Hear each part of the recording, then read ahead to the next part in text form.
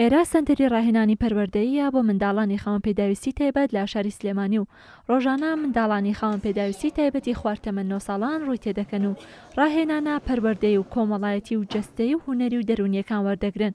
دایکان و باوکانی ئەو منداڵانەش بە گرنگیەوە باس لە ڕۆڵی سەنتەرەکە دەکەن لە بەرەو پێشچوونی تواناکانی منداڵەکانیان.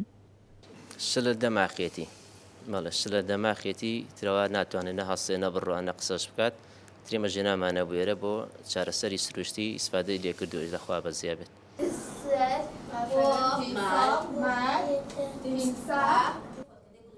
کەیسەکانی ئۆتیزم و مەنگۆل و ئیفلیجی دەماخ و کەم و کورتی لە هۆشیاری مێشک و دەرونی لە دیارترین کەیسەکانی ئەو منداڵانن کە ڕۆژانە سەردانی سەنتەرەکە دەکەن و لەگەڵ ڕاهێنەرانی سەنتەرەکەدا دەست بە ڕاهێنانەکان و هەنگاوەکانی کاری ڕۆژانەیان دەکەن.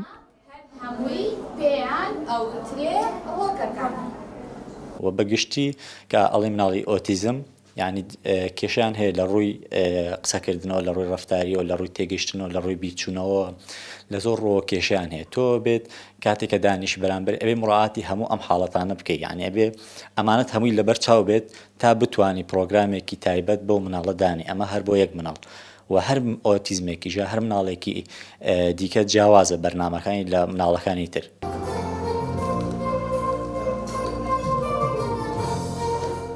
سەنتەری ڕاهێنانی پەروەردەیی بۆ منداڵانی خاوەن پێداویستی تایبەت بێ بەرامبەرە و تەنها ئامانجەی خزمەتکردنی منداڵانی خاوەن پێداویستی تایبەتە و گەڕاندنەوەیانە بۆ ناو کۆمەڵگا چاوەکو وەک هەر منداڵێکی ئاسایی بژین و کارەکانی ڕۆژانەیان بە ئەنجام بگەێنن.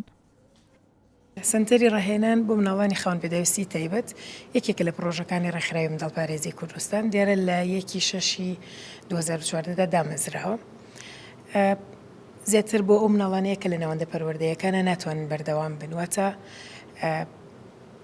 بەراورد بە هاوتەمەنەکانیان کۆمەڵی کێشە و گرفتیان هەیە. لێرە ئێمە هەوڵمەندنەوە بەڕاستی کار لەسەر ئەو کەم و کوڕیانە بکەین بۆی بگەین بەوەی کە لە داهاتووە بتوانێت هاوشێوەی هاوتەمەنەکانی بەردەوامی با بە ژیانی ئاسایی خۆی.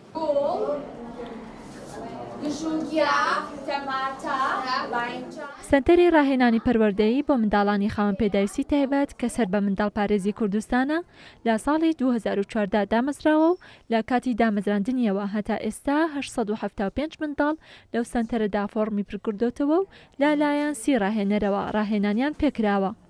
ڕێزان محەممەد، کورسات نیوز، سلێمانی.